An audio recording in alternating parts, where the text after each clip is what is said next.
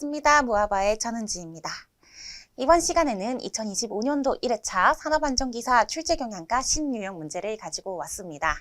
자, 산업안전기사 필기시험은 CBT 시험으로 이루어지는데요. 아무리 CBT 시험이라고 하더라도 매 회차간에 출제경향이라는 것이 존재합니다. 그래서 앞으로 시험 준비하시는 분들 최신 경향 보시고 준비하시는데 도움 되라고 한번 준비해 보았습니다. 자, 그러면은 출제 경향부터 간단하게 살펴보도록 할게요. 1과목은 산업재해 예방 및 안전보건 교육이 되겠습니다. 전체적으로 이제 고루 출제가 되었다. 전체적인 단원에서 골고루 출제가 되는 경향이 있었고요. 다음 난이도는 보통 정도가 되겠습니다. 1과목 단원량이 워낙에 광범위하기 때문에 그 전체적인 내용을 다 공부하시는 것이 사실은 조금 어렵긴 합니다. 그래도 어느 정도 시험에 나오는 부분은 정해져 있고요. 꼭 출제되는 문제들도 있죠. 계산 문제긴 하지만 반드시 맞춰야 된다. 도수율 문제, 강도율 문제 이런 것들은 꾸준히 출제가 되고 있습니다. 계산 문제라고 포기하시지 마시고 반드시 풀어주셔야 하고요. 다음으로 이제 2과목은 인간공학과 위험성 평가 관리가 되겠습니다. 자, 이 과목은 이제 최근에 많은 내용이 바뀌면서 변형 문제가 많이 출제가 되고 있습니다. 특히 인간공학 기사에서 기출되었던 문제들, 그런 문제들을 그대로 끌고 오기도 하고요. 그 문제들을 약간씩 변형해서 출제가 되기도 합니다. 자, 다음으로 3과목입니다. 기계기구 설비 안전관리의 3과목에서는요, 대부분 간연도 기출이 그대로 출제가 되었습니다. 그래서 이제 신유형이라고 할 만한 것이 딱히 없어가지고 제가 3과목 대신에 이제 5과목 문제를 2문제 뒤에서 준비를 해놨어요.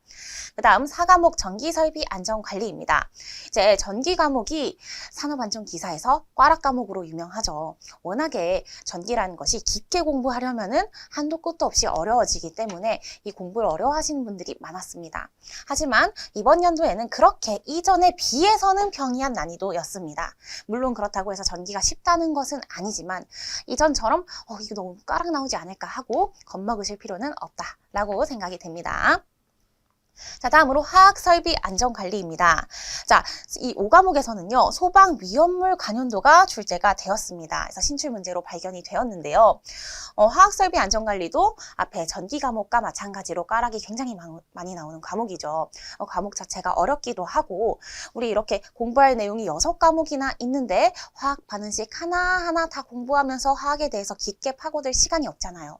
그런데 이제 그러한 문제들보다 이런 화학 반응식 세우고 계산하고 그런 문제들보다는 소방과 위험물 관련된 문제가 더 많이 출제가 되더라라는 겁니다. 특히 소방 설비에 관한 문제도 출제가 되었습니다. 자, 다음으로 건설공사 안전관리 마지막 과목입니다. 자, 건설공사에서는요, 기존에 나왔던 관연도 문제들에서 보기가 변형이 된 문제가 많이 출제가 되었습니다. 자, 보기가 바뀌었다라는 거는요, 만약에 나 관연도만 대충 보고 시험 치러 갈래 하시는 분들, 관연도 이렇게 CBT 문제집 이렇게 보고 답이 요거였지 문답 형식으로 체크하다 보면요, 사실 그 답이 틀린 답이었는지 맞는 답이었는지 잘 기억이 안 나거든요. 그런데 이제 보기도 변형이 되었지만 문제에서 맞는 것을 골라라 라는 문제를 틀린 것을 골라라 이런 식으로 문제도 변형이 되어서 출제가 됩니다. 자, 그런 경우에는 이론 없이 그냥 관연도만 가지고 대충 겉핥기식으로 공부해서는 오답을 고르기가 쉽게 되겠습니다. 자, 이렇게 간단하게 출제 경향 살펴봤고요. 바로 신유형 문제 함께 살펴보도록 하겠습니다. 먼저 1과목에서의 신유형 문제였습니다. 다음 중 정신적 결합 요소 중 개성적 결합 요소에 해당하지 않는 것은? 하고 물어봤습니다. 자, 요거는 건설안전기사에서 약간 보기가 다르게 출제가 된 적이 있던 문제인데요. 이 개성적 결합 요소라는 거는 정신적 결합 요소 중에서 내가 개인이 가지고 있는 개성적인 요소를 이야기하는 거죠.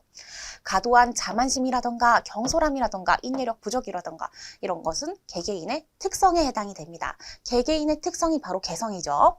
그런데 극도의 피로는요, 개인의 특성이 아니고요, 상황에 의한 것입니다. 상황에 의해서 어떤 날은 극도하게 필요한 날이 있을 수도 있고요, 필요하지 않은 날이 있을 수도 있죠. 그래서 해당되지 않는 것은 바로 3번이 되겠습니다. 자, 다음으로 인간공학 과목에서 나왔던 문제입니다. 다음 중 개선의 ECRS의 원칙에 해당하지 않는 것은? 하고 물어봤는데요. 이 문제는 사실 2012년도에 출제가 되었던 문제입니다. 하지만 2012년도 하면 몇 년 전이죠? 벌써 13년 전입니다. 여러분들이 공부를 하실 때 10몇 년 전 문제까지 모두 공부를 하시기가 어렵잖아요. 그래서 이런 식으로 제가 옛날 문제 중에서 최근에도 기출이 된 적이 있는 문제들을 끌고 와서 소개를 시켜드리는 겁니다. 자, 여기에 해당하지 않는 것은? 하고 물어봤습니다. 이것은 각각의 이니셜이 뜻하고 있는 의미를 알고 있냐 물어보는 문제입니다.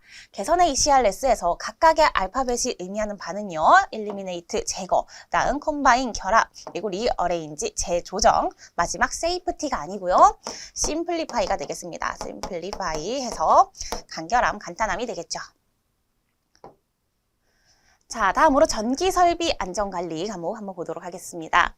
다음 중 정전기 재해의 방지 대책으로 적절한 것은? 하고 물어봤습니다. 물론 이 정전기 방지 대책에 대해서 물어보는 문제는 많이 있었습니다. 그래서 보기가 새롭게 변형이 되어서 출제가 되었다고 봐주시면 되겠어요. 정전기 재해 방지 대책 굉장히 중요합니다. 자, 요것을 비교를 해줄 때는요. 항상 자연발화 방지법과 구분을 해주셔야 됩니다. 정전기 방지에서는요, 습도를 높여줬었고요. 자연발화 방지 대책에서는 습도를 낮춰줬습니다. 습도가 높으면 정전기는 덜 발생하지만 열 축적이 일어나기가 더 쉬웠습니다. 그래서 서로 반대되더라.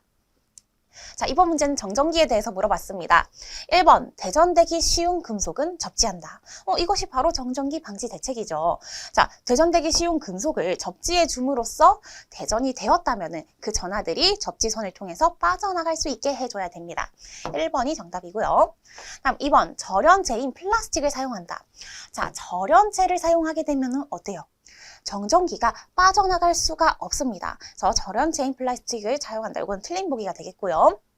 그 다음으로 작업장의 습도를 낮춘다. 아까 말씀드렸죠. 자연발화를 방지하기 위해서는 습도를 낮춰야 하지만 정전기를 방지하기 위해서는 습도를 높이는 것이 맞더라. 자, 4번. 플러스 이온은 플러스 이온으로, 마이너스 이온은 마이너스 이온으로 상쇄시킨다. 이 보기 조금 특이하죠? 플러스는 마이너스로, 마이너스는 플러스 이온으로 상쇄시키는 것이 맞습니다. 자, 정답은 1번이 되겠네요. 자, 다음으로 화학설비 안전관리 과목이 되겠습니다. 자, NH4NO3 무엇이 될까요? 질산암모늄입니다. 질산암모늄의 가열, 분해로부터 생성되는 무색의 가스로 일명 우승가스라고도 하는 것은, 자, 이거는 비교적 전에서 봤던 문제보다는 최근에 출제가 되었습니다. 바로 2017년도에 출제가 되었던 문제예요. 그런데 2017년도 벌써 8년 전입니다. 8년 전. 8년 전에 출제가 되었던 문제입니다. 자, 우승가스라고도 부르는 이 가스는요, N2O, 아산화질소가 되겠습니다. 그래서 산소가 모자라다고 해가지고 아가 붙어 있는 거예요. 자, 이 우승가스라고 부르는 이유는요, 이 가스는 일종의 환각가스가 되겠습니다. 그래서 환각을 일으켜서 흡입을 하게 되면요, 사람이 약간 기분이 좋아지고요, 웃음이 나오게 됩니다. 그래서 웃음이 나온다 해서 웃음가스라고 부르기도 합니다. 자, 화학설비 안전관리 과목에서 한 문제를 더 가지고 왔습니다. 소화설비 문제인데요. 소화설비의 주된 소화 효과를 옳게 설명한 것은? 하고 물어봤습니다. 이런 문제 소방이라던가 위험물 과목에 많이 출제가 되는 유형이죠. 1번, 옥외 소화전 설비, 그리고 2번, 스프링클러 설비. 이 두 가지 다 물로 소화를 하는 겁니다. 질식 소화 아니고요. 억제 소화 아니고요. 냉각 소화라고 봐주셔야 되겠습니다. 냉각 소화. 다음으로 이제 분말 소화 설비는요, 제거 소화 아니고요. 이것이 바로 질식 소화가 되겠죠. 분말로 덮어서 산소를 차단시켜준다. 질식 소화. 자, 4번 할로젠화합물 소화 설비. 이것이 바로 억제 소화에 해당이 되겠습니다. 할로젠화합물 소화 설비가 억제 소화에 해당되고요. 나머지 분말 소화 설비는 제거 소화 아니고, 제거라는 거는 가스 밸브를 닫는다던가 가연물 자체를 제거하는 것을 제거 소화라고 하는 겁니다. 산소를 제거한다고 해서 제거 소화라고 생각하시면 안 돼요. 산소를 제거해 주는 것은 질식 소화에 해당이 되겠습니다.